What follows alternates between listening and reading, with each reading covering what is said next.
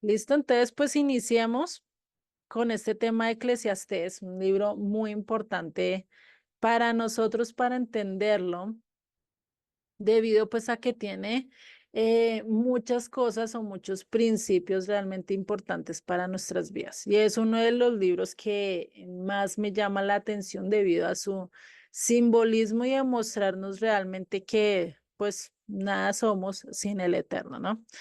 Entonces, Eclesiastés es Coelet, ¿sí? Si tú lo buscas en hebreo, lo vas a encontrar como Coelec o el predicador, ¿sí?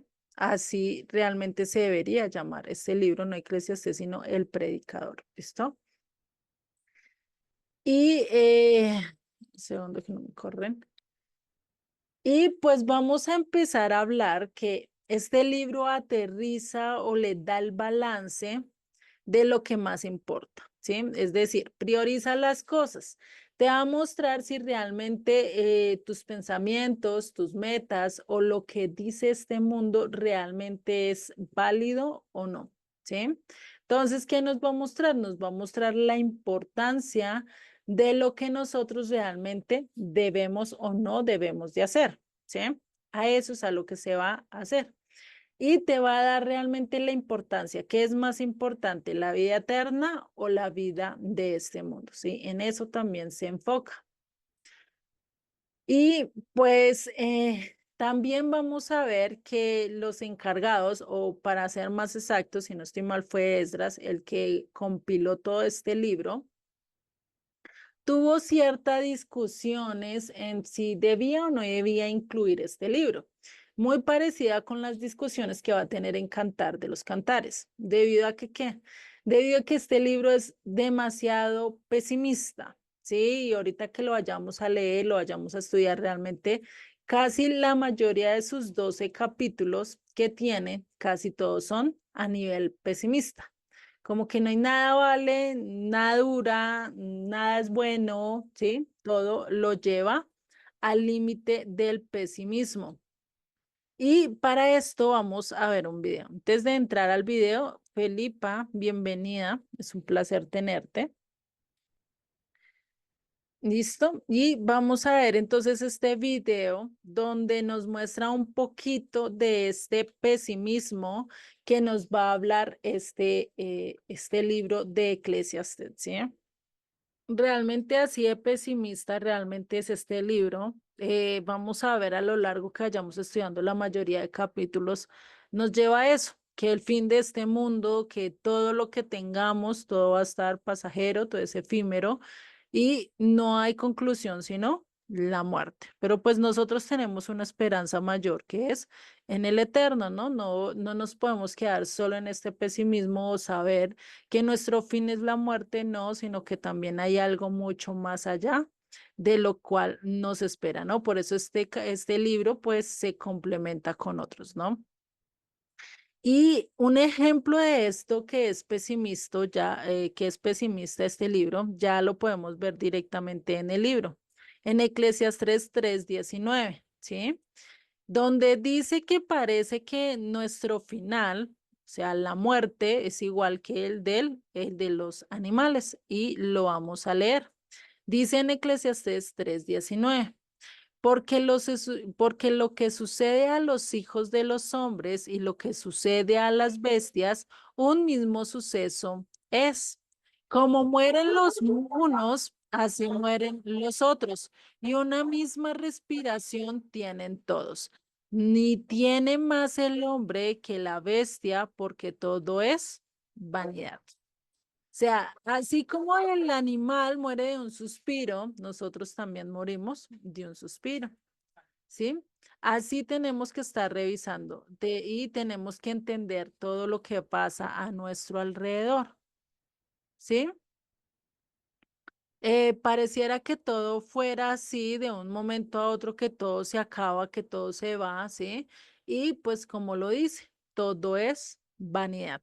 O sea, todo lo que en este mundo está es vanidad. Si vemos una flor nace y al momento se muere, se va, es efímera. Hay flores que solo duran una noche, flores que duran un mes, 2 meses, 3 meses, pero no duran mucho, cambian, ¿sí? Se van.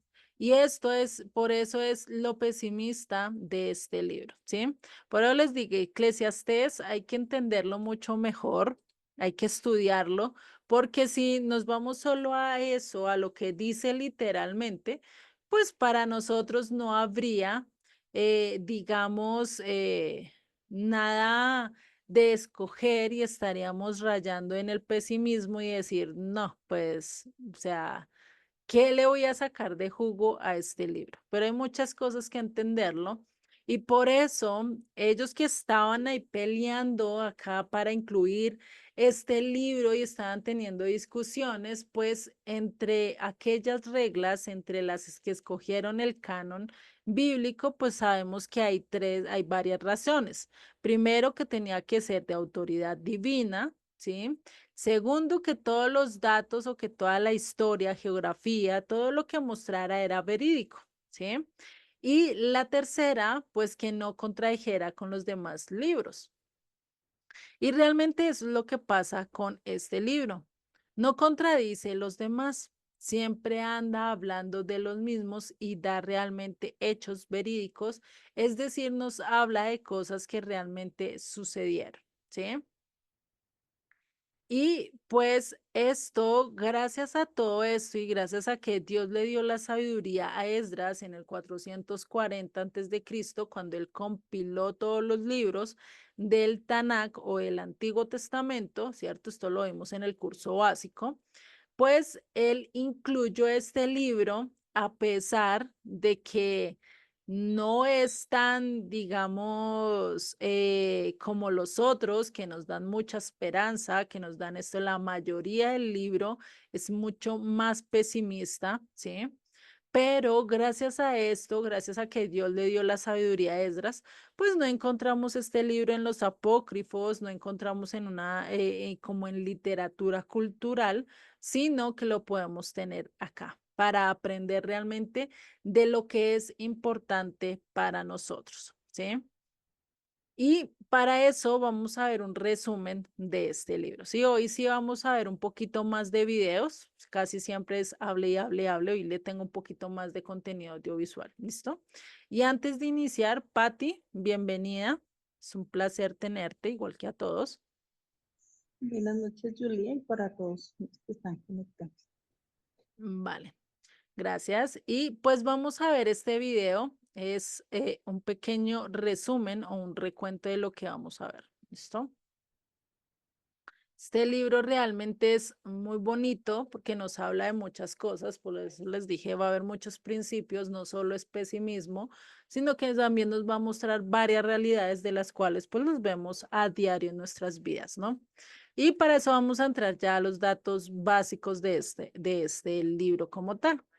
Vamos a ver que el título, como les dije al principio, es Coelec, que quiere decir predicador. Realmente así es que se debería de llamar. Si ustedes lo buscan en hebreo, pues lo encuentran como Coelec o predicador, ¿sí? No tanto como Eclesiastés. ¿Escrito por quién? Por Salomón o Shlomo, ¿sí? El cual pues sabemos que escribió Proverbios y escribió también Cantar de los Cantares, que ya más adelante vamos a verlo.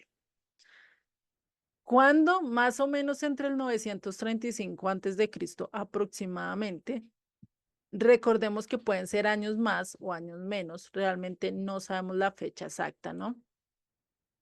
¿Dónde? En Jerusalén. Salomón reinaba desde Jerusalén, pues su pueblo todo estaba desde allí, ¿no? Recordemos que David pues empezó a reinar en Jerusalén y pues Salomón también. Y estaba reinando sobre las 12 tribus, no dos, o sea, no solo sobre la casa de Judá, sino también sobre todas las 12 tribus. Y vamos a ver que el tema principal o para entender este libro realmente tendríamos que basarnos en esto, la vida debajo del sol. Si no entendemos esta frase, nos vamos a perder a lo largo de todo el libro. Esta es la frase más importante, la cual debemos de entender, ¿sí? Y es la llave maestra, es como por decir, como cuando Ali Baba y sus 40 ladrones entraban a la cueva y decían abracadabra, pues se abría la puerta, ¿cierto? Así lo mismo pasaba acá. Y pasa acá cuando nosotros entendemos esta frase, vamos a entender el resto del libro, ¿sí? Vamos a entender el por qué está diciendo eso. Y una de las razones por la que se incluyó el libro es por esta frase. O sea, por las que se incluyó este libro en el canon bíblico es por esta frase. ¿Sí? Lo que dice debajo del sol, ¿sí? O esta vida debajo del sol o lo que está debajo del sol, ¿sí? Y para entenderlo, pues vamos a ver Eclesiastés 1:3 que dice, ¿qué provecho tiene el hombre de todo su trabajo con que se afana debajo del sol? Otro verso, también, perdón, ese es 1:3 y el otro verso es 1:13 que dice, y di mi corazón a inquirir y a buscar con sabiduría sobre todo lo que se hace debajo del cielo. Este penoso trabajo dio Dios a los hijos de los hombres para que se ocupen en él. Entonces, esta frase de debajo del sol también la podemos encontrar como debajo del cielo. ¿Qué pasa debajo del cielo? Debajo del cielo que nosotros tenemos, pues la vida es pasajera, es efímera, es como el humo, como lo vimos en el video, ¿sí? No la puedes dejar o no va a durar mucho tiempo, ¿sí?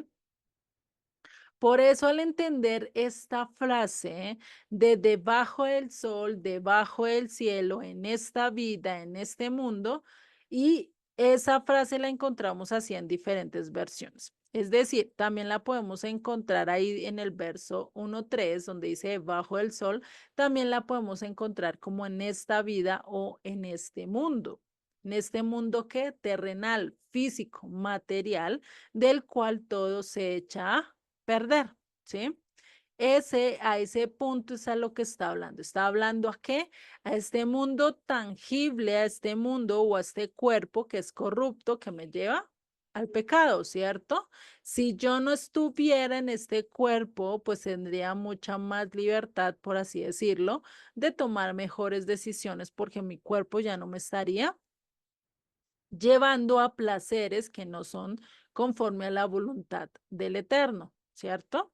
Por eso es que vamos a ser transformados cuando vayamos al reino de los cielos. Unos que morimos, pues vamos a revivir para vida y otros para vergüenza, ¿cierto? Y otros que realmente pues estamos en vida, pues vamos a ser transformados, es decir, este cuerpo ya no va a estar. No me vayan a preguntar en qué cuerpo vamos a estar, porque realmente no sabemos, ese es de uno de los secretos más grandes que solo Dios sabe. Y solo Dios nos puede decir qué vamos a tener, ¿sí? Y cómo vamos a hacer ese cuerpo, muy posiblemente este cuerpo, pero ya quitando el pecado, ¿sí? Quitando ese veneno que se nos inyectó al comer el fruto. No se sabe si es eso o sea otras cosas, ¿sí? Entonces, por eso tenemos que tener en cuenta esta llave, debajo del sol, debajo del cielo, para poder entender todo esto, ¿sí? Y antes de iniciar con todo el estudio, pues vamos a descubrir el verdadero propósito de la vida, ¿sí? Y esto lo vamos a descubrir a través de la vida de Salomón, de aquel que escribe el libro, ¿sí? Para poder entender el contexto de que se presenta a lo largo de este libro. Entonces, Salomón empieza con una edad chiquita, o sea, nos empieza a hablar el relato bíblico que él era muy joven y Dios se le presentó, ¿sí? ¿Y a qué edad más o menos ustedes creen, o bueno, a qué edad más o menos fue que Dios se le presentó a Salomón? Más o menos se cree que fue entre 12 por mucho, 15, 16 años, ¿sí? No tendría mucho, realmente era joven, se cree que más era de 12 años, aunque realmente las escrituras no lo dicen a ciencia cierta, ¿sí? Bueno, sí lo dicen, Primera de Reyes 3, 5 al 14, ustedes ya después lo pueden verificar, él tenía 12 años, ¿sí? Y pues cuando recibe el trono, pues imagínate un niño de 12 años tener que gobernar a 12 tribus, tomar decisiones tanto de guerra como gubernamentales, como de manejo del pueblo, pues no es nada fácil. Imagínense ustedes a un niño o a sus hijos de 12 años, si tienen, estando como presidentes en medio de nuestras naciones, ¿sí? Pues sería difícil, es como a veces terrorífico pensar que el niño suba allá y con semejantes vainas y que sabemos que en la línea de poder o en el manejo que está allá, pues no es fácil, no es un ambiente llevadero y más hoy en día con tanta corrupción, ¿no? Entonces Dios se le aparece y le dice, pídeme lo que tú quieras que yo te dé y te lo voy a dar, te lo voy a conceder. Imagínense, uno con esa pregunta, pues uno hubiera dicho, no, pues fama, riqueza, fortuna y lo último que piensa es en sabiduría. Pero él pide sabiduría. Lo hemos visto y ya por el estudio, pues sabemos que es mejor pedir sabiduría que otras cosas, ¿no? Entonces, después de esto, después de pedir sabiduría, pasan los años y él se convierte en un hombre con mucha sabiduría. Tenía más sabiduría que incluso todos los reyes de los otros reinos. Todos venían a que lo juzgara, incluso reinos, reyes de otros pueblos venían para que les ayudara a lidiar con ciertas circunstancias que tenían en sus pueblos. ¿Mm? Y eso lo podemos ver ahí a lo largo del libro de Reyes. Ya en Primera de Reyes 3, del 16 al 28, nos habla y nos da este ejemplo de cómo Salomón juzgó a dos mujeres que se estaban peleando por un niño. La una era la madre realmente del niño y la otra era alguien que quería robarle el niño porque el otro lo había matado en medio de la noche. No se dio cuenta, se volteó y lo asfixió con su cuerpo, ¿sí? Entonces el niño murió. Al ver la otra que su niño había muerto, pues cogió el hijo de su vecina, vivían en la misma pieza, pues cogió y lo robó y dijo, es mío.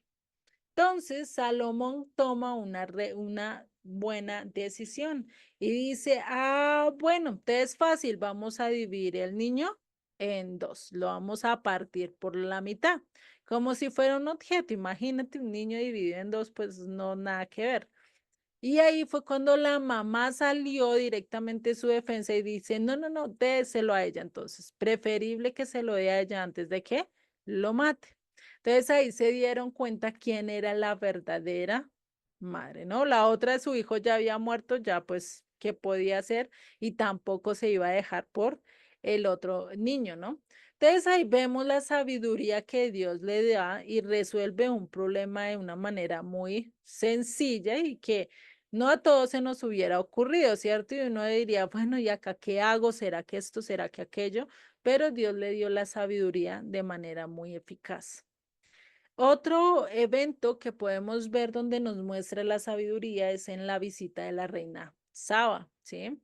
Esto lo vimos ya con Crónicas, cómo esta visita viene de mucho largo de tiempo y visita a este rey con el fin de saber si esa fama que se escuchaba, imagínese, hasta Etiopía, hasta cierto lugar de África, a ver si esto que se decía y que se escuchaba realmente era verdadero. Pues tanto que llegó la reina Saba allí, compartió con él, dicen, a nivel de ley oral que muy posiblemente se casaron y que ella llevó descendencia del rey Salomón a Etiopía y por eso pues hay una tribu de ellos allí, ¿no? Que después fueron salvados. Pero si vemos, definitivamente todo esto conduce a qué? A que la sabiduría se la dio el Eterno. Pero después de un tiempo, él empezó a apartarse. Como todos, escribió proverbios, tuvo sabiduría, pero ¿qué pasó? ¿De qué sirve tener la sabiduría o tener el conocimiento cuando no se aplica? Y eso pasó en la vida de Salomón. Él no aplicó la sabiduría y tampoco cumplió lo que dice la Torá acerca de los reyes que vimos en Deuteronomio o que vemos en Deuteronomio 17, 14 al 20, ¿sí? ¿Que cuáles eran las cosas que tenía que cumplir? Vamos a ver Deuteronomio 18, 19. Perdón, Deuteronomio 17, del 18 al 19. Y dice, y cuando se siente sobre el trono de su reino, entonces escribirá para sí en un libro una copia de esta ley del original que está al cuidado de los sacerdotes levitas y lo tendrá consigo y leerá en él todos los días de su vida para que aprenda a temer al Eterno, su Dios, para guardar todas las palabras de esta ley y estos estatutos para ponerlos por obra. ¿Sí? Entonces, ¿qué dice? Tiene que hacer una copia de la Torá. Si Salomón hubiera seguido lo que David les dijo en sus últimos consejos, en sus últimos días o horas de su vida que le dijo a Salomón, no te apartes de mi Dios, sigue lo que has visto que yo he hecho con mi Dios, ¿sí? Pues realmente Salomón no hubiera tenido que vivir todo lo que vivió a lo largo de su vida, no se hubiera apartado tanto, ¿sí? Pero ¿qué hizo? Él no hizo esta Torá y realmente por eso transgredió casi todos los mandamientos, ahorita los vamos a ver, transgredió muchas cosas que estaban escritas a lo largo de la Torá. Y por eso, pues su reinado no fue, o sea, fue el mejor a nivel terrestre, a la vista del hombre, fue uno de los mejores reinados, pero realmente a nivel espiritual fue un reinado de decadencia. O sea, con el rey David estaban en un buen nivel, estaban haciendo todo lo que Dios pedía, pero con Salomón empezó un declive que no solo llegó con él, sino llegó después con los siguientes reinos, tanto del norte como del sur. Recordemos que después de él, pues el reino se divide, ¿no? Y pues eso empezó a traer una decadencia. Lo primero que él hizo fue lo que dice en Deuteronomio 17, 17. No tomará para sí muchas mujeres para que su corazón no se desvíe, ni plata ni oro amontonará para sí en abundancia. ¿Qué tenía que hacer? No amontonar plata. Nosotros no somos, o como hijos de Dios, como discípulos de Dios, no tenemos por qué estar amontonando y amontonando. Eso es lo que llama la escritura como codicia. Todo lo quiero para mí. ¿Sí? Nada para los demás, ¿no? Los demás, eso no me importan, solo yo, ¿sí? Pues, ¿qué hizo Salomón? Empezó a amontonar y amontonar sin propósito alguno, no como lo hizo David, porque son dos diferentes, ¿sí? David también amontonó, también acumuló riquezas, pero con un propósito. ¿Con el propósito de qué? De construir el templo. Pero Salomón acumuló y acumuló riquezas que realmente no le servían. Es decir, que con el tiempo se fueron perdiendo, se fueron disipando, ¿sí? Otro de los pecados que él llegó a tener, ¿sí? Y que vemos más adelante, cumpliendo todo esto de que no amontonará ni plata ni oro, lo vemos en el verso 27. E hizo el rey que en Jerusalén la plata llegara a ser como piedras y los cedros como cabrahigos de la cefela en abundancia. En el versículo 21 de este mismo capítulo dice, y todos los vasos de beber del rey Salomón eran de oro, y asimismo toda la vajilla de la casa del bosque del Líbano era de oro fino. Nada de plata, porque en tiempo de Salomón no era apreciada. O sea, nada podía ser de plata, nada podría ser de bronce, ni en ninguno de esos metales que incluso hoy en día podemos tener, ¿cierto? Como acero inoxidable y todo esto. Yo creo que para el rey Salomón hubiera sido una ofensa, ¿sí? Imagínense, ¿no? El pensar que la plata sería como las piedras que uno sale a la vuelta de la esquina y encuentra. Y uno diría, así sería de tenaz o así sería de grandeza en riqueza tendrían, pero asimismo estaba su bajeza espiritual.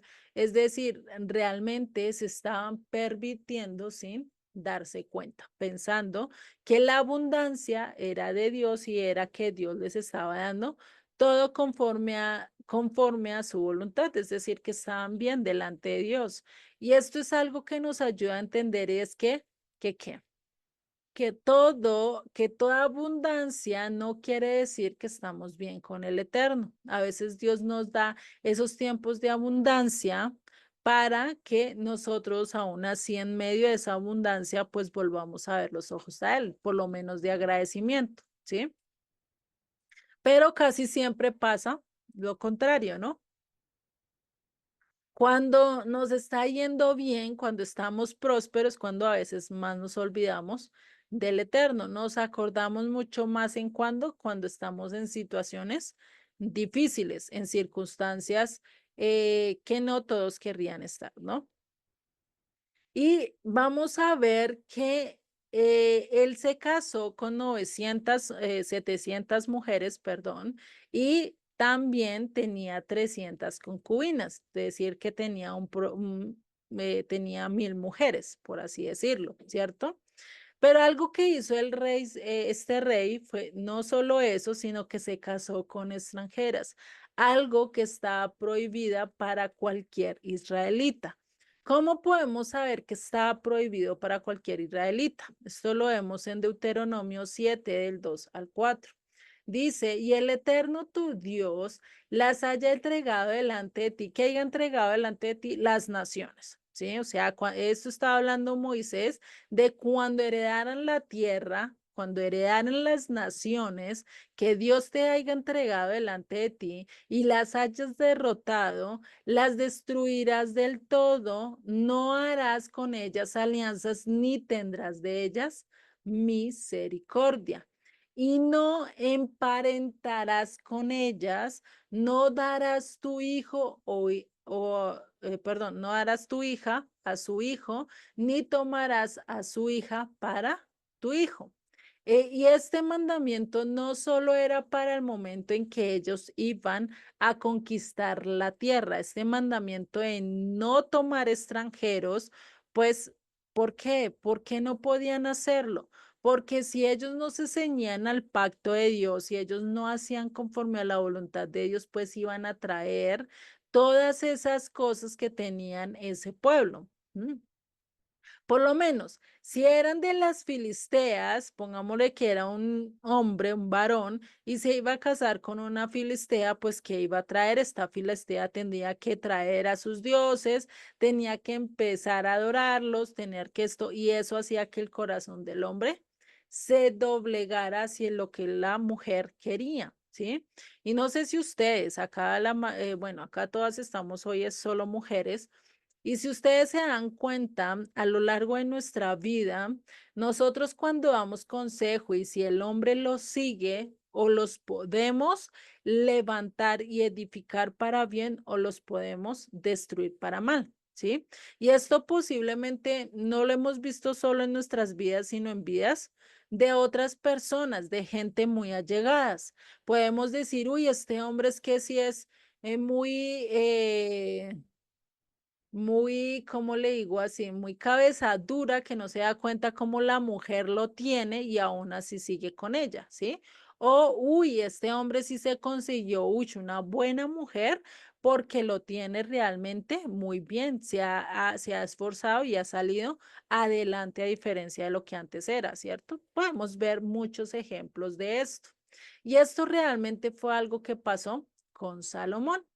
Porque, ¿qué sigue diciendo? Porque desviará a tu hijo en pos de mí, ¿sí? Y servirán a dioses ajenos y el furor del Eterno se encenderá sobre vosotros y te destruirá pronto. Realmente esto pasó con Salomón. Tenía 700 mujeres. Imagínate, si una mujer en la vida de un hombre lo puede levantar como derrotar, como caer, como acabar. Imagínate lo que sería 700 mujeres al lado de él pidiéndole o exigiéndole ciertas cosas, pues de lógico que su corazón tarde o temprano se inclinaría a lo que estas mujeres le estaban pidiendo, ¿sí? Por eso es que llegó el momento en que ellas, pues, que estaban, empezaron a qué? Empezaron a tener sus propios templos para orar a sus propios dioses, estaban empezando a tener todo esto y pues Salomón incluso accedía a pasar a sus hijos por fuego. ¿M? Imagínate, ¿no? Entonces, todo eso realmente desvió el corazón de Salomón. Lo podemos ver ahí en Primera de Reyes 11:3. Y tuvo 700 mujeres reina y 300 concubinas, y sus mujeres desviaron su corazón. Muchos dicen que todas estas, se casó con todas estas mujeres y tuvo todas estas concubinas con el fin de ¿qué? De crear la paz en su reino, como dando el honor a su nombre. Recordemos que Ishlomo quiere decir paz, ¿sí? O hombre de paz. Y pues él pensó que el hacer esto pues estaba cumpliendo lo que Dios quería cuando realmente no. Si él se hubiera dejado guiar por Dios, si hubiera cumplido la ley tal cual, pues realmente no hubiera tenido que pasar por todo esto, ¿sí? No hubiera que tenido que hacer eso y muy posiblemente no hubiéramos tenido este libro de Eclesiastés, sino muy posiblemente otro libro, ¿sí?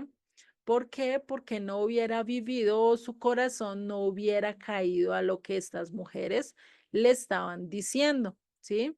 Y tantas mujeres de diferentes reinos, con diferentes dioses, con diferentes trascendencias y con diferentes modos de adorar a sus dioses. ¿Sí? Si ustedes buscan cada uno de los dioses que nos muestra a lo largo de las escrituras y que incluso dice que Salomón hizo y que estos los vemos acá en Primera de Reyes 11, del 4 al 8, fue donde Salomón realmente empezó a adorar también a estos ídolos. Imagínate, o sea, no solo le cedió a poner estos templos de estos dioses ajenos, sino que también adoró a estos dioses. Y esto lo vemos en este capítulo. Primera de Reyes 11 del 4 al 8 y dice, y cuando Salomón era ya viejo, sus mujeres inclinaron su corazón tras dioses ajenos y su corazón no era perfecto con el eterno su Dios como el corazón de su padre David. ¿Por qué no era perfecto? Porque si ustedes miran a lo largo de la historia de David, David sí pecó, sí cometió errores, pero lo único y en lo único que destacó David es que nunca idolatró, nunca le fue infiel al Eterno, ¿sí? Imagínense, pero Salomón sí lo hizo. Salomón transgredió y fue infiel muchísimo y pues eso sí excedió a su padre, ¿no? Por eso dice que David sí era perfecto, en cambio, Salomón no, porque dice, ¿sí? Sigue diciendo, porque Salomón siguió a Astoret, diosa de los Sidonios, y a Milcón, ídolo abominable de los amonitas. E hizo Salomón lo malo ante los ojos del Eterno y no siguió cumplidamente al Eterno como David su padre.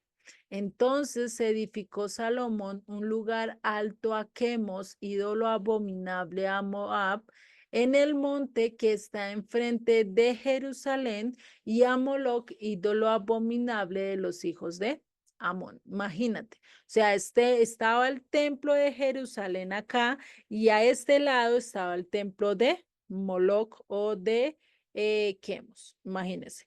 Entonces estaban ahí al frente, se podían ver, o sea, imagínate semejante cosa que Salomón estaba haciendo y no le importaba que Dios estuviera presente y viera todo eso.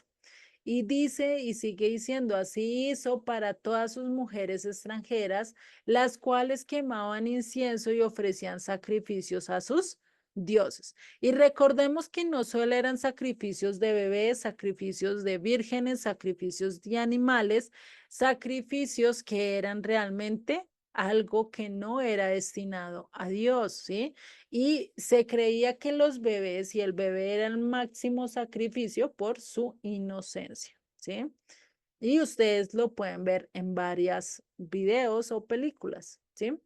Y vamos a ver que la consecuencia de todo este pecado que estaba haciendo Salomón, ¿sí? Que nos muestra a lo largo de toda su vida, pues, ¿qué pasó? Y esto lo vemos en Primera de Reyes 11, el verso 31 al 36. Y dijo a Jeroboam, toma para ti 10 pedazos, porque así dijo el eterno Dios de Israel. He aquí que yo rompo el reino de la mano de Salomón, y a ti te daré 10 tribus, y él tendrá una tribu por amor a David, mi siervo, y por amor a Jerusalén, ciudad que yo he elegido de todas las tribus de Israel, por cuanto me han dejado y han adorado a Astoret, diosa de los sidonios, a Chemos, dios de Moab, y a Moloc, dios de los hijos de Amón, y no han andado en mis caminos para hacer lo recto delante de mis ojos, y mis estatutos y mis decretos, como hizo David, su padre. Entonces, ¿qué está diciendo? Pues Salomón no quiso seguir conforme a la voluntad del Eterno, y acá es donde va y le dice, este profeta le dice, el reino se divida en dos partes. Estas 10 pedazos son las 10 tribus que van a estar bajo la mano de tu siervo, ¿sí? Y estas dos, es decir, Judá y Benjamín, pues van a permanecer en las hijas, en tu hijo, ¿sí? O sea, el reinado iba a durar, pero se iba a dividir las dos casas. Entonces, imagínate, por ese pecado fue que empezó a dividir eso. Pero ¿qué dice? Pero ni quitaré nada del reino de sus manos, sino que lo retendré por rey todos los días de su vida, por amor a David, mi siervo, al cual yo elegí y quien guardó mis mandamientos y mis estatutos. Pero quitaré el reino de la mano de su hijo y lo daré a ti, las 10 tribus. Jeroboam. Es decir, ¿a quién le iba a dar estas 10 tribus, estos 10 pedazos? A Jeroboam, al siervo de Salomón. Tanto que Salomón, al enterarse de esto, pues quiso matar a Jeroboam, y Jeroboam se fue a Egipto, donde pues aprendió cosas que iban en contra de Dios, y pues terminó perdiendo y terminó realmente yendo en contra de todo lo que Dios le ordenó. Por eso sigue diciendo, y a su hijo Roboán, ¿sí? Daré una tribu, para que mi siervo David tenga lámpara todos los días delante de mí en Jerusalén, ciudad que yo me elegí para ponerme en ella mi nombre. O sea, ¿por qué escogió Jerusalén? Porque esa es la ciudad que él escogió. Porque hoy en día suena, porque pasa algo chiquito allá y todo el mundo lo sabe. Por eso, porque es la ciudad que va a ser lámpara, que va a ser luz en medio de las naciones, por así decirlo. Va a ser la capital mundial, ¿sí? Por eso tanta disputa actualmente por esta ciudad. Y pues vemos que dejó Jerusalén, y Jerusalén está en el territorio de Benjamín, por eso Benjamín se queda con Judá, ¿sí? Es una de las teorías de por qué Benjamín sigue a Judá o quedó con Judá, ¿no? Entonces, si vemos un periodo todo esto largo donde Salomón realmente se apartó de Dios. Desde muy joven hasta una edad bien adulta, Salomón se alejó. Al principio, en sus principios caminos, escribió todo el libro de Proverbios, pero no lo aplicó. No se apartó de la mujer de labios lisonjeras, no se apartó de hacer lo malo, de ir con los caminos del impío, y prefirió seguir sus propios deseos o sus propios placeres. Y eso trajo consecuencias. Podemos ver que acá hay varios versos que nos habla de la mujer extraña, que no cayera con mujer extraña. Por eso dice en Proverbios 5:8, aleja de la extraña tu camino y no te acerques a la puerta de su casa. En Proverbios 2:16, ella te librará de la mujer extraña, de la desconocida que lisonjea con sus palabras. Proverbios 5:3, porque los labios de la extraña destilan miel y su lengua es más suave que el aceite.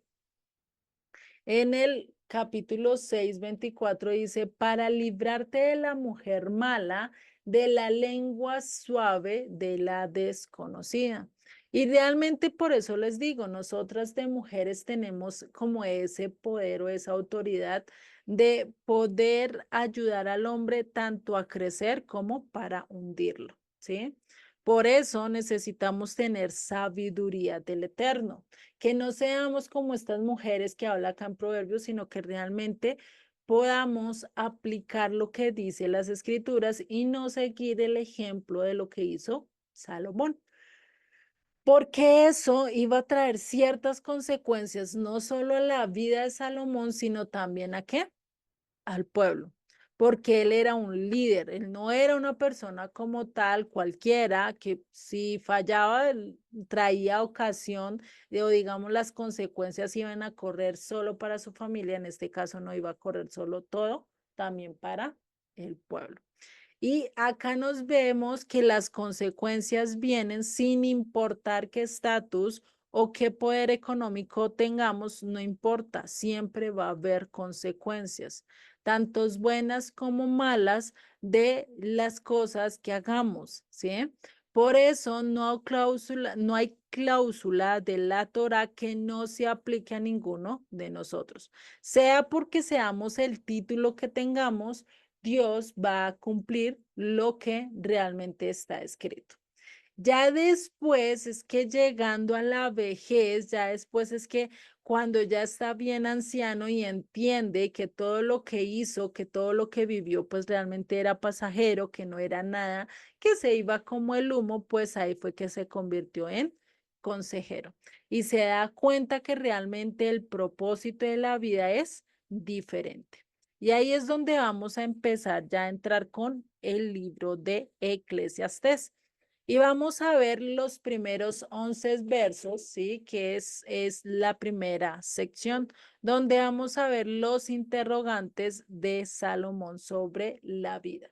Vamos a ver que él se hace ciertas preguntas acerca de su vida, acerca de todo lo que hace, ¿sí? Y vamos a empezar con esto. Vamos a ver en el capítulo 1 que nos habla del vacío de la vida terrenal. Y vamos a empezar a ver varios versos de este capítulo. En el verso 1 nos dice, palabras del predicador, hijo de David, en Jerusalén. Vanidad de vanidades, dijo el predicador, vanidad de vanidades, todo es vanidad. Una de las frases muy conocidas, una de las frases del cual tenemos muy bien memoria, pero a veces se nos olvida el significado de esta frase. Y si recordamos, vanidad es Hebel, lo que veíamos en el video, ¿sí? Que es vaciedad o totalmente vacío. También quiere decir transitorio y pues viene también del aliento, ídolo, vanamente, vanidad, vano, sin propósito, cero, nada importa, sin sentido, vacío, ¿sí? Entonces, todo eso es lo que hace el humo, la neblina, ¿sí? ¿Qué hace? Tú tratas de cogerlo y está vacío. Ves algo espeso, ves algo confuso, pero realmente no lo puedes atrapar, no lo puedes quitar fácilmente, debido a que no tiene un propósito. Por eso, como les dije y les vuelvo a recalcar, esta frase de debajo del sol, pues es la llave maestra para entender todo el libro. Entonces vamos a ver que acá, en vez de decir debajo del sol, vamos a decir en esta vida que en esta vida terrenal, ¿sí? Dice, ¿qué provecho tiene el hombre de todo su trabajo que se afana en esta vida? O sea, ¿Qué provecho tiene tú el afanarte y correr por las cosas o tratar de cumplir si realmente tenemos un tiempo limitado? Que son 80, 50, 70, por muchos 100 años a que lleguemos, a diferencia de la eternidad. Pues realmente no es muchos, realmente es muy limitado. Por eso es que tenemos que tener realmente un propósito. Nuestra vida debe llegar a un propósito, porque o si no, pues es lo que pasa en el verso 4. Generación va y generación viene, mas la tierra siempre permanece. Ustedes ven y a nivel histórico, las montañas siempre han permanecido en el mismo sitio, ¿sí? Que sí, muy posiblemente los continentes se movieron, se despegaron, es decir, creo que antes se le decía era como Pangea cuando estaban unidos, viene y se empiezan a separar, ¿sí? Pasó eso, no se sabe en qué momento, realmente yo no he estudiado mucho bien esas teorías que están de eso, pero vamos a ver que la Tierra desde hace 400 años o la historia que tengas en tu nación, no ha cambiado las montañas, no han cambiado los cerros, no han cambiado ciertas cosas a nivel de naturaleza o a nivel de tierra y de cielo. Siempre se han mantenido los mismos cielos y la misma tierra por donde hemos pisado. Lo único que cambiamos, ¿quiénes somos? Nosotros.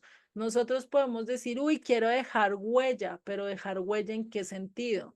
En terrenal, cuando realmente ni siquiera vas a durar y muy posiblemente pocos se acuerden de ti, o realmente una huella eterna que impacte la vida y que esa vida vaya a la eternidad, ¿sí?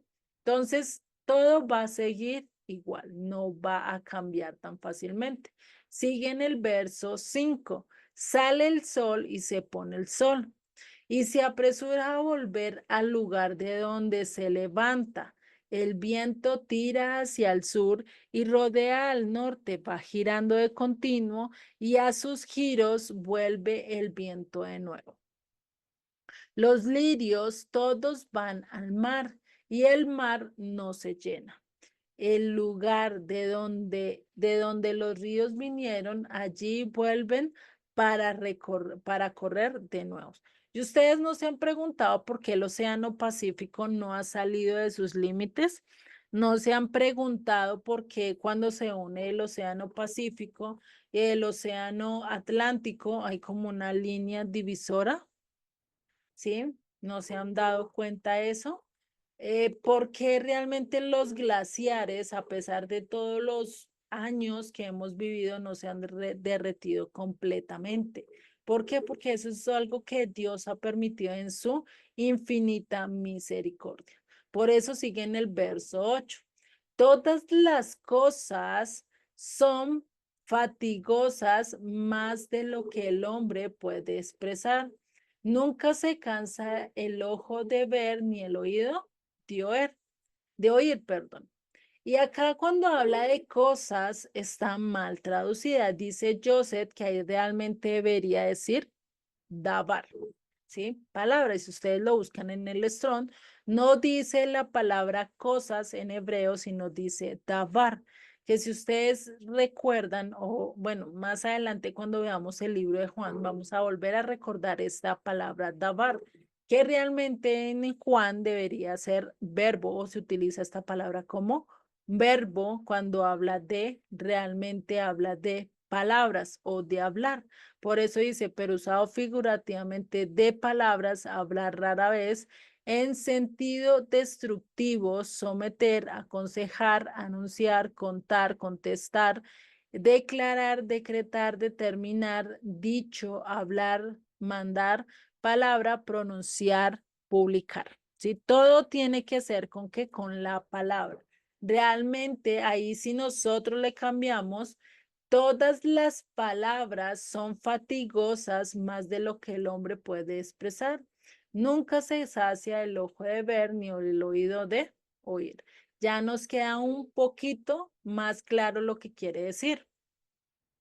Y la realidad es que nosotros no nos cansamos o no nos fastidiamos de estar encontrando cosas nuevas. Por lo menos Cada vez hay más películas con más efectos, con más sonidos, con más cosas, ¿cierto?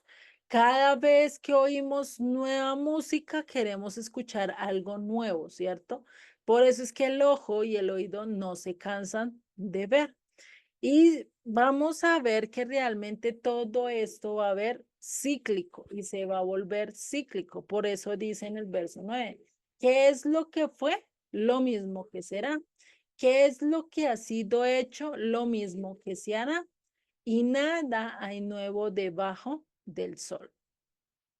¿Qué quiere decir? Lo que fue hace años, perdón, lo que fue hace años lo vemos hoy en día, ¿sí? Y lo vemos, por lo menos acá en el celular. Se les va a acercar un poquito la pantalla para que la puedan ver. Por lo menos acá en este celular. No sé si ustedes se acuerdan los primeros celulares que parecían panelas, acá en Colombia le decían las panelas, y eran demasiado grandes, no cabían en ningún sitio, ¿sí? Y si vemos, ya para el 2012 y hoy en día ya hay celulares incluso mucho más grandes y parecidos a las panelas. Otra cosa es que su diseño es diferente, pero lo mismo, un celular, un teléfono, pero igual de grandes, que ni siquiera lo pueden guardar en un bolsillo, ¿sí? El coquetear con las personas, el coquetear, el hablar. Si ustedes miran el coqueteo que tienen acá en 1958 es el mismo coqueteo que se tiene en este año, ¿sí? ¿Cómo se coquetea? Hablando al oído. ¿Cómo nos llegan a nosotros? Hablándonos al oído, ¿cierto? El coqueteo nunca va a cambiar, siempre va a permanecer. Lo mismo, la moda. Si vemos, este fue en 1958 y acá ya viene con una época mucho más moderna. Y no ha cambiado. Realmente, si ustedes miran a nivel mucho, todo es cíclico.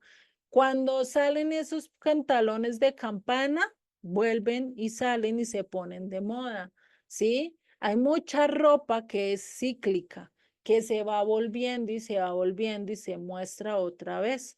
Por eso dice el verso 10, hay algo que se ha de decir. He aquí esto es nuevo, ya fue en los siglos que nos han precedido. Anteriormente, eso que para ti hoy ves nuevo, ya en los ciclos anteriores ya había pasado, ya se había producido, ¿sí? Hoy en día vemos estos televisores pantalla grandes, pero anteriormente, muy posiblemente, eran esos computadores tan grandes, máquinas grandotas, que hoy en día pues ya se convierten, sí, ya más simplificadas, pero casi tienen la misma función. Entonces, la historia va a ser cíclica, se va a repetir ciertos eventos. No sé si ustedes han tenido días donde dicen, uy, este día, sí, ya como que lo viví, como que oiga, esto ya como que ya lo pasé, ustedes sienten como ese raro, ¿cierto? De que algo ya viví de esto. Y eso es algo por eso, porque la vida es cíclica. Por eso la historia, y hay muchos que desacuerdan con este dicho, la historia enseña que el hombre no aprende de la historia. Y lo podemos tomar de un ejemplo muy claro con los seres allegados. Nosotros desde chiquitos hemos visto a lo largo de nuestros padres, tíos, hermanos o gente muy cercana que han cometido ciertos errores que marcaron su vida. Pero nosotros, sin darnos cuenta, cometimos también esos mismos errores, ¿sí? Por lo menos, mi tía no se casó, mi mamá no se casó, yo tampoco me casé. Estamos cometiendo el mismo error, el mismo patrón, ¿sí? O por lo menos no enfoquémonos en el matrimonio, por lo menos en el estudio. Mi mamá estudió hasta séptimo, mi tía hasta octavo y yo no quise terminar mi bachillerato, terminé como en noveno, ¿sí? Muchas de estas cosas se repiten. No es porque sea algo, sino porque nosotros no aprendemos de la vida de ellos. Y muchas veces ellos nos dicen, venga, pero ¿por qué no termina el estudio? Mire, no termine como yo, esforzándome, matándome, termine de estudiar y pueda conseguir mejores puestos, ¿sí? O monte su propio negocio, pero no siga los mismos ejemplos malos que yo. Pero casi siempre, ¿qué hacemos? Seguimos el consejo contrario de eso que nos están diciendo, ¿no? Por eso es que podemos ver que realmente nosotros no aprendemos de la historia. No aprendemos de la historia en general, como tampoco de nuestra propia historia. Es decir, de los seres que están a nuestro alrededor, que podemos vivir, que podemos ver cómo cayeron, qué mal hicieron, y nosotros en vez de no cometer esos mismos errores y mejorar, pues definitivamente no lo hacemos. A veces nos dejamos llevar. Y en el verso 11 nos dice, no hay memoria de lo que precedió, ni tampoco de lo que sucederá. Habrá memoria en los que serán después. Esto es verdad. No hay memoria de lo que precedió. ¿Cuántas de ustedes se acuerdan o les han dicho cuentos de su tatarabuela, de su quinta abuela anterior? ¿Sí? Yo nunca escuché hablar ni siquiera de mi abuelita, de mi bisabuela más bien, nunca escuché llegar a hablar, ¿sí? Ni por paterno ni por materno, ¿sí? Entonces, pues imagínate, ahí ustedes me dirán hasta qué abuelita, si bisabuela, si tatarabuela, si tatatarabuela, ¿sí? Escucharon hablar o realmente no. Imagínense. No más 5, 4 generaciones atrás, ni siquiera escuchamos hablar de ellos. ¿Qué será nosotros? ¿Será que van a hablar de nosotros 5 o 4 generaciones después de nosotros? Muy posiblemente. Ya nos habrán olvidado, ya ni siquiera saben sus nombres. Yo ni siquiera sé los abuelos de los papás de mi abuelita, ni siquiera sé los nombres de ella. Pues imagínate nomás, ¿cierto? A nivel histórico, pues no habrá memoria de ellos. Pasamos y es como si pasara un pestañear, como lo decía ahí el video. Somos un simple pestañear en la historia. Así como nacemos, así mismo morimos y no vamos a quedar en la historia, a no ser que hagamos eventos tan trascendentales como lo hizo Alejandro Magno, como lo hicieron Hitler o muchos otros, ¿sí? Eventos súper extraordinarios. Del resto, pasaremos de en el olvido, ¿no?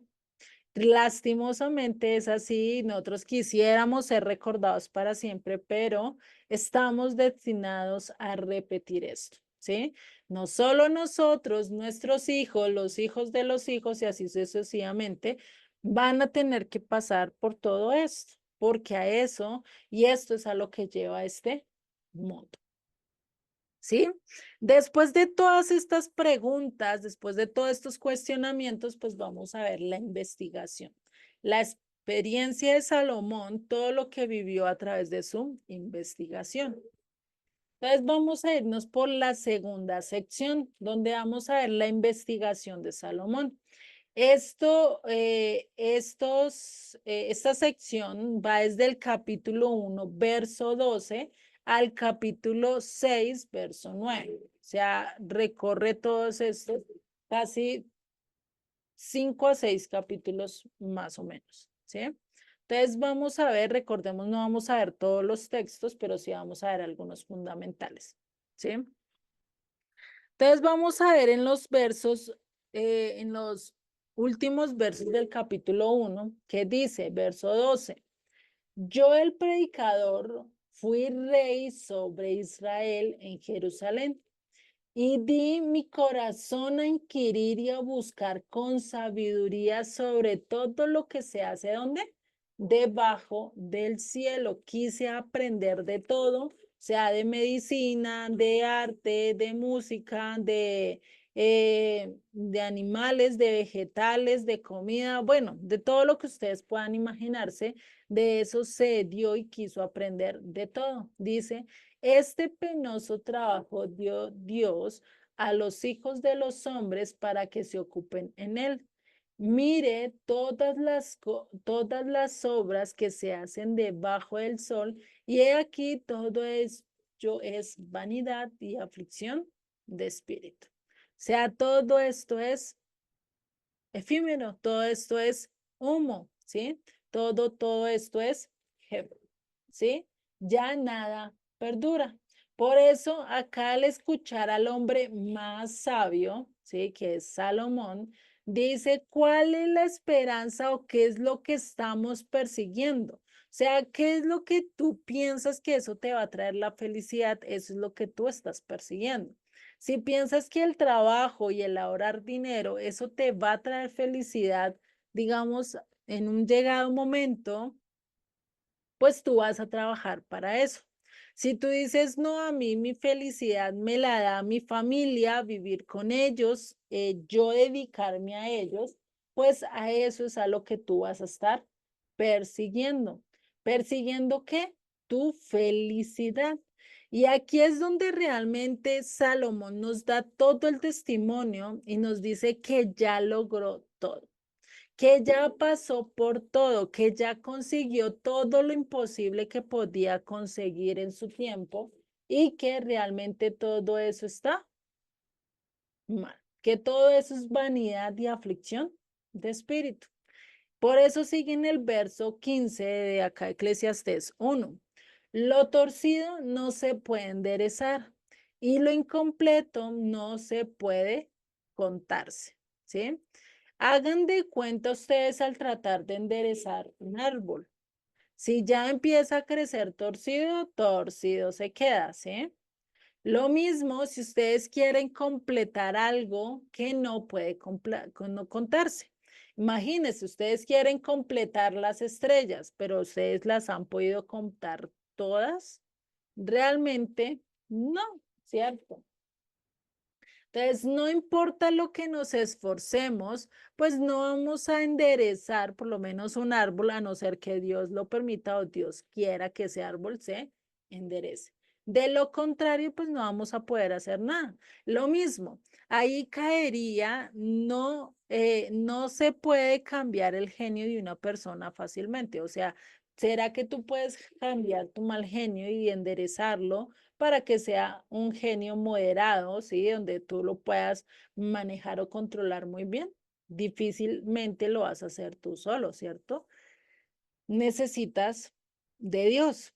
Por eso en el verso 16 que nos dice, hablé yo en mi corazón diciendo, he aquí yo me he engrandecido y he crecido en sabiduría sobre todos los que fueron antes de mí en Jerusalén, y mi corazón ha percibido mucha sabiduría y ciencia. O sea, me dediqué a inquirir todo lo que sabía, todo lo que este mundo había sabido, todo lo que este mundo declara que es ciencia y es conocimiento. Dice en el verso 17, y dediqué mi corazón a conocer sabiduría, a conocer, que a aprender de todo lo que este mundo le diera: física, matemáticas, ciencias, idiomas, todo sobre biología, todo sobre zootecnia, todo sobre todos estos aspectos a nivel que se pueden entender. Y dice, y también a entender las locuras y los desvaríos, es decir, a darle rienda a todo lo que yo pueda. Le di la locura, me fui a cometer las barbaridades más grandes, me fui a cometer lo que todo el mundo dice, esto es locura, yo lo quise ir a vivir. Pero ¿qué dice? Conocí que aún esto era aflicción de espíritu. Que después del placer, después de una borrachera, ¿qué te queda? ¿Será que te queda placer, te queda alegría? ¿Será que después de salir de rumba y gastarte todo tu salario, será que después de eso te queda placer, te queda dicha? O sea, para el restante del mes puedes conseguir fácilmente plata porque pues eres demasiado rico, ¿sí? ¿O qué pasa después de consumir drogas? ¿Qué pasa después de eso? ¿Qué pasa después de yo prostituirme? ¿Qué pasa después de yo estar idolatrando? ¿Será que todo eso va a tener recompensa y todo eso me va a traer placer a mi vida después de haber pasado por eso? ¿Será que va a traer devoción a mi espíritu? Pues realmente él conoció que eso daba aflicción. Porque dice en el verso 18, porque en la mucha sabiduría, en la mucha filosofía humana, en el mucho entendimiento humano, hay mucha molestia. Y quien añade ciencia, añade dolor. O sea, quien ya conoce todo, quien ya entiende todo, pues todo se vuelve rutinario. ¿Quieres aprender algo más? ¿Quieres hastiarte de algo más? ¿Quieres empezar a conocer y conocer y conocer más? Porque si no te aburre y empiezan a terminar hasta con su propia vida. ¿Qué pasa con estos científicos que conocen de todo y por qué se suicidan? ¿Qué pasa con estos actores que tienen dinero, fama, fortuna y todo y por qué se suicidan? ¿Sí? Entonces, a eso es a lo que nos dice. Y ya en el capítulo 2 nos empieza a hablar del placer o el valor del placer. ¿Sí? Dice en el verso 1, dije yo en mi corazón, ven ahora. Te probaré con alegría y gozarás de bienes, mas he aquí esto también era vanidad. Ven ahora, está hablando como el afán. Voy a conseguir esto ya, voy a hacer esto ya, voy a cumplir esto. El afán, el afán, el afán. ¿Cómo vivimos hoy en día? Muy pacíficos, muy tranquilos, no estamos afanados por nada o vivimos en el afán. ¿Qué dice? También todo esto era vanidad. En el verso 2 dice, a la risa dice, enloqueces y al placer, ¿de qué sirve esto? ¿Sí? Tratas de experimentar cosas, estás más fuertes, por lo menos acá en Colombia la hierba más, digamos como más suave es la marihuana, ¿sí? Pero después empiezas a añadirle cosas y añadirle cosas y añadirle cosas y empiezas ya a llegar a drogas muchas más fuertes, ¿sí? ¿Y eso qué hace? Empezarte a enloquecer, ¿sí? Al tal punto que dice enloqueces y al placer de qué me sirve esto, ¿sí? Imagínate, ¿no? Y sigue en el verso 3. Propuse en mi corazón agasajar mi carne con vino y que anduviese mi corazón en sabiduría, con retención de la necedad, o sea, reteniendo la necedad, imagínate, hasta ver cuál fuese el bien de los hijos de los hombres, en el cual se ocuparán debajo del sol todos los días de su vida. ¿Dónde? Debajo del sol, debajo del cielo. ¿Qué hice? Investigó todo lo que eran bebidas alcohólicos, todo lo que era la fiesta, todo lo que era placer, que para el placer, pues a él le pensaba que tenía sentido y que muchas veces se sale realmente del contexto. Por eso dice que retenía la necedad, la terquedad de ir en contra de Dios, del Altísimo, ¿no? En contra de la ley. Imagínate todo lo que hizo y un hombre con la replata, con todo, pues definitivamente no hubo algo que no tuviera, ¿sí? Dice en el verso 4. Engrandecí mis obras, edifiqué para mi casas, planté para mis viñas. O sea, imagínate, ¿cuántas gentes no tuvo a su servicio, ¿sí? ¿Cuántos trabajadores no hizo? ¿Cuántos negocios? Y dice que engrandeció obras, edificó para mi casas, planté para mi viñas, o sea, tenía el vino que quería, no le costaba nada porque era eso, viñedo, ¿no? Perdón. Verso 5. Y me hice huertos y jardines y planté de ellos árboles de todo fruto que podía conseguir en esa época o que conociera, de todos esos árboles los tenía allí a la mano. ¿Será que no tuvo de todo? O sea, hasta en eso él se sobreestimó, ¿no? Sigue en el verso 6. Me hice estanques de aguas para regar de ellos el bosque donde crecían los árboles. Compré siervos y siervas y tuve siervos nacidos en casa.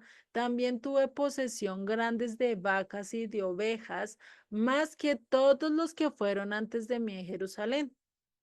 O sea, ¿qué hizo? Tuvo gran cantidad de cosas. Vacas, animales, siervos, o sea, tú podrías decir, este hombre era súper millonario, ¿cierto? Dice, me hice cantoras y cantores, ¿sí? De deleites de los hijos de los hombres y de toda clase de instrumentos de música. O sea, ¿qué hizo? Se hizo su propia sinfónica, tuvo sus propios cantantes de los mejores, ¿sí? Los tuvo para qué? Para él mismo, para su deleite, para su placer. O sea, acá nos demuestra que realmente tuvo riqueza, tuvo posesiones. Vivió de todo, de fiesta en fiesta, de vino en vino, de trago en trago, de droga en droga, ¿sí? Y fuera de eso de música en música, porque tenía todo a su mano, ¿sí? Si él quería que le inventara un ritmo, muy posiblemente lo ponían a inventarse ritmos, ¿sí? Imagínate, ¿no?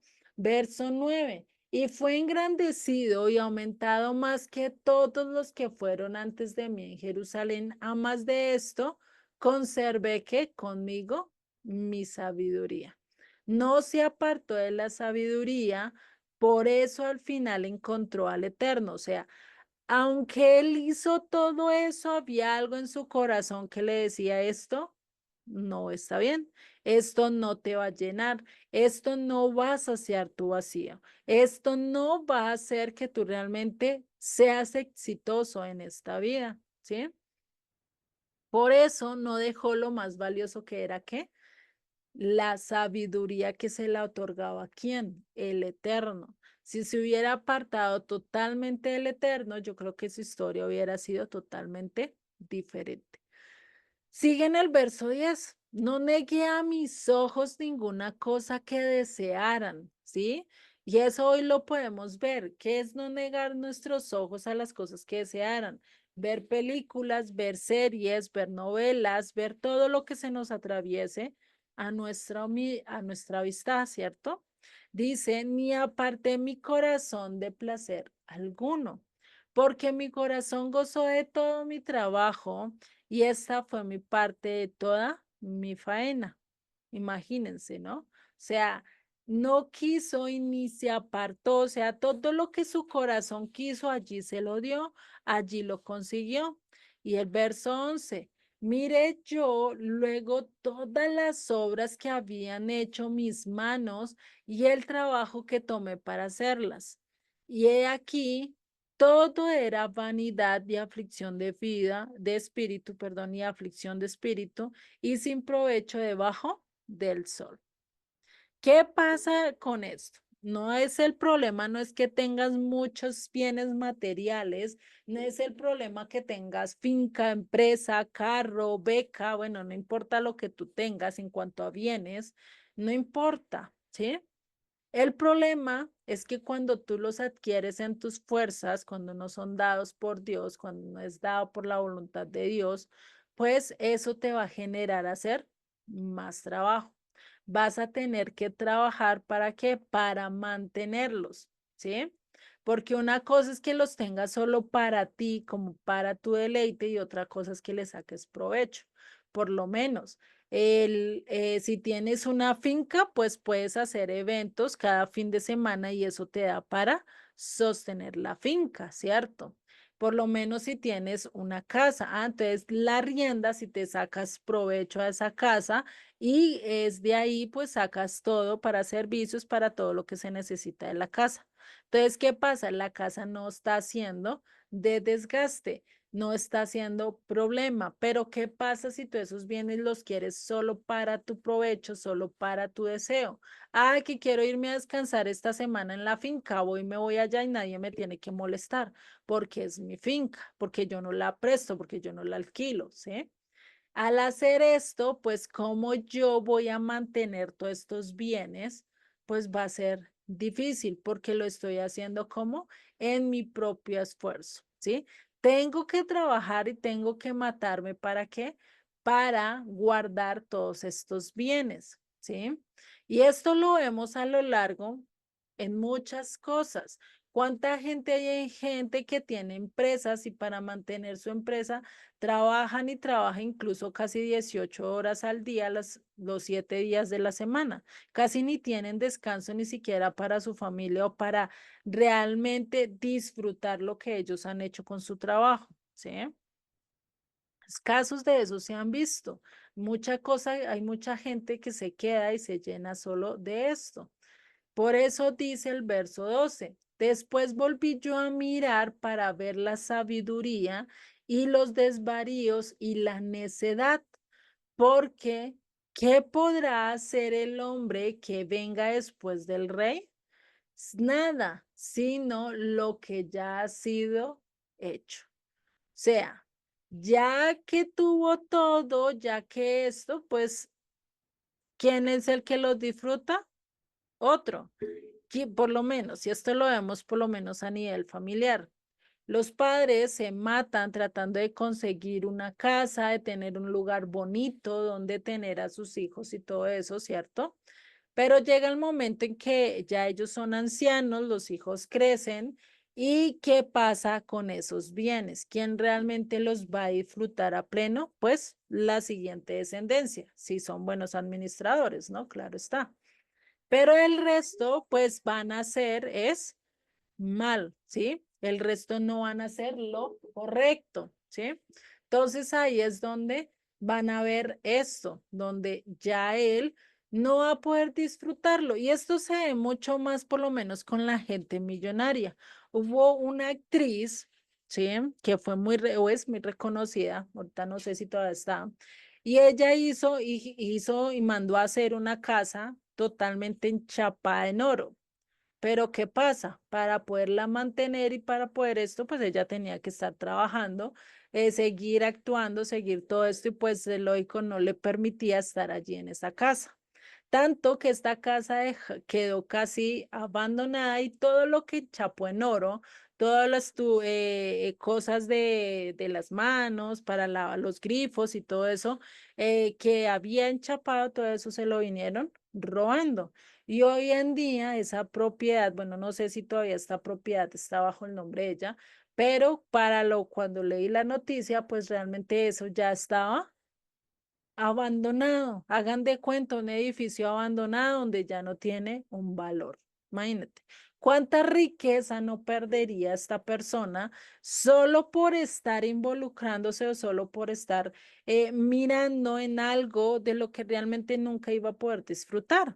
Por eso, cuando tú tengas bienes, pues tratas de disfrutarlo, o sea, no te quedes solo con lo que te están mostrando, ¿sí? Sino que puedas tú mostrarlos a todos lo que realmente, pues, vas a hacer, ¿sí? Por eso dice el verso 17, aborrecí por tanto la vida, porque la obra que se hace debajo del sol me era fastidiosa por cuanto todo es vanidad y aflicción de espíritu. Porque es que muchos ricos, porque es que muchos famosos, porque muchos que tienen el éxito mayor, porque se matan, porque se suicidan, porque ya encuentran la vida vacía a pesar de todo lo que tienen, ¿sí? Porque uno diría, uy, no, yo con plata usaría, pero porque ellos que tienen rico, tienen sus buenos carros, tienen sus buenas propiedades, tienen cómo pagar todo esto y aún así se sienten vacíos, ¿sí? ¿Por qué será? Porque lo mejor de la vida es dar, no solo recibir y recibir y recibir y amontonar como lo hizo Salomón, sino el ser generosos. Y esto nos lo dice en Hechos 20:35, nos dice, en todo os he enseñado que trabajando así se debe ayudar a los necesitados y recordar las palabras del Señor Yeshua que dijo, más bienaventurado es dar que recibir. sea, tú vas a sentir mucho más gozo, no cuando recibes, sino cuando das, cuando ayudas, cuando puedes ayudar a alguien que lo esté necesitando, ¿sí? Por eso ya en el verso 24, versos más adelante, dice, no hay cosa mejor para el hombre, sino que coma y beba y que su alma se alegre en su trabajo. También he visto que esto es de la mano de Dios, es decir, que disfrutemos lo más simple de la vida, que no nos enfoquemos solo a tener y a tener lo mayor, pero ni siquiera nos podamos sentar a la mesa a disfrutar con nuestro ser querido, sea hijo, sea esposo, sea madres, sea padres, ¿sí? No nos tengamos ese momento, incluso ni siquiera tengamos paz en esa circunstancia, ¿sí?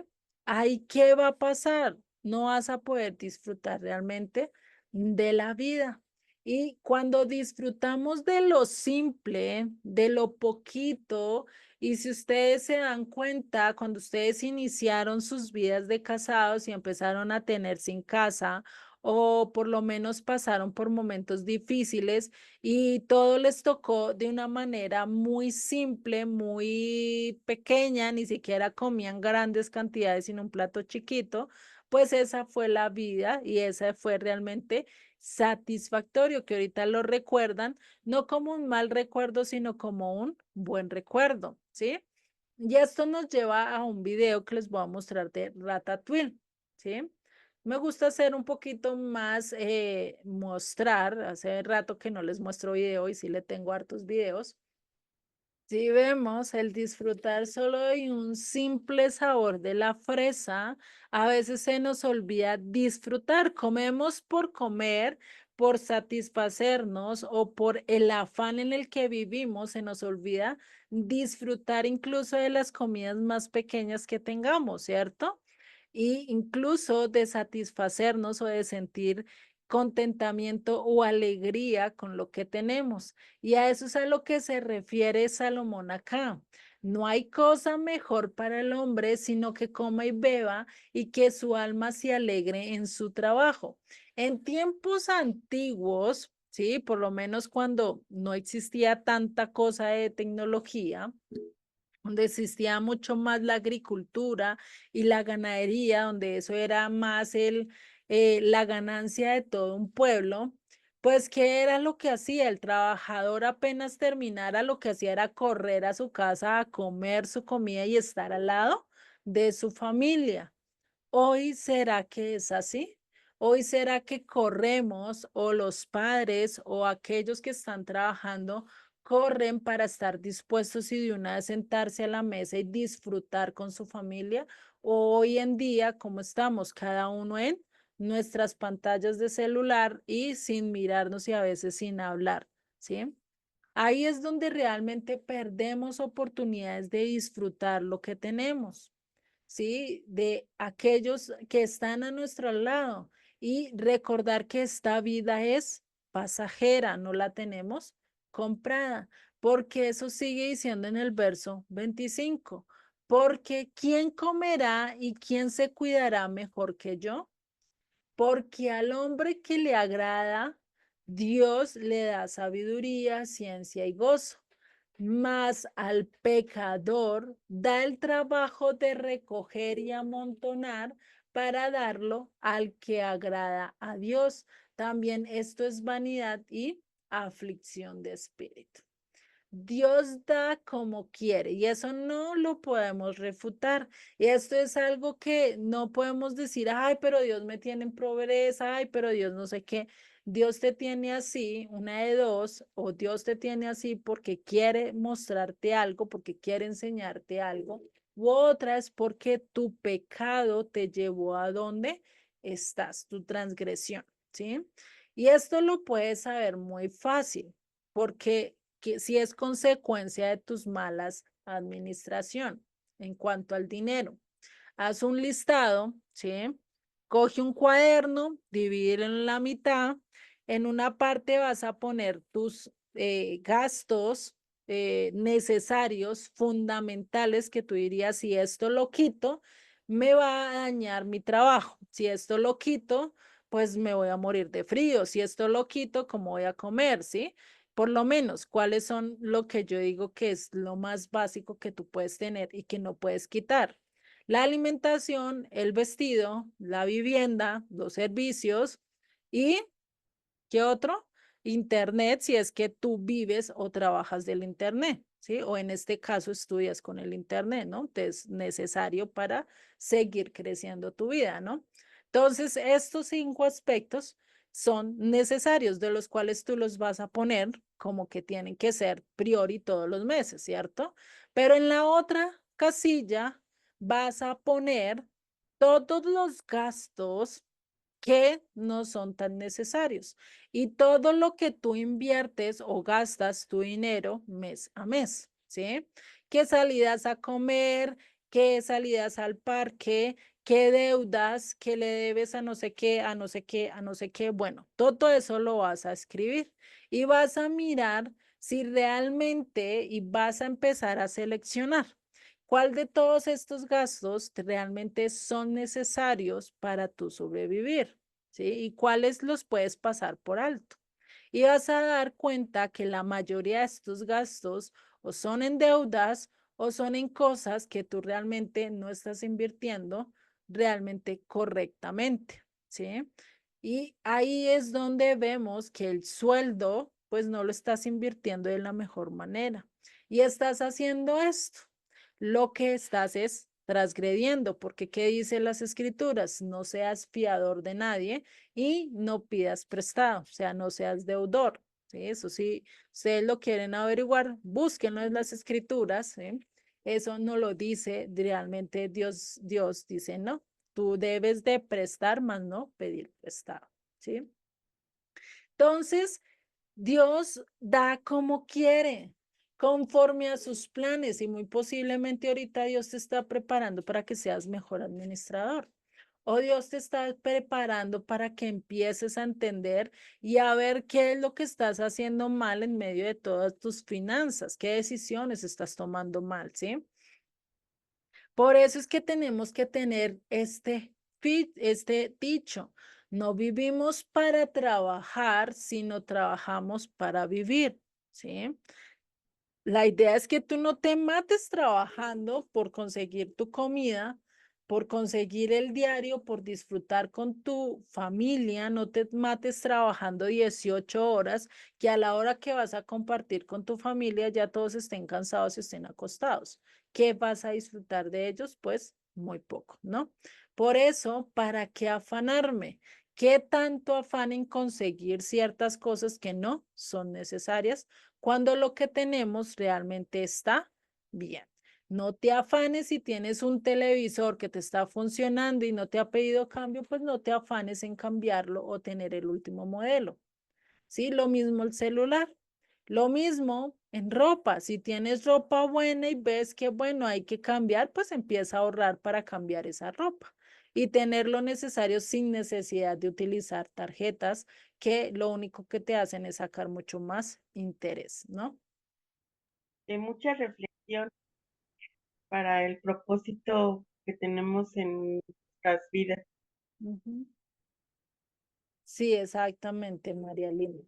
Realmente es de trabajar mucho, pero les dije, este libro, la mayoría de capítulos son así como muy duros, muy drásticos, porque sí nos hace ver que realmente, pues esta vida es muy pasajera, no dura, pero sí tiene buenos principios para nosotros empezar a enfocarnos realmente en lo importante, ¿no?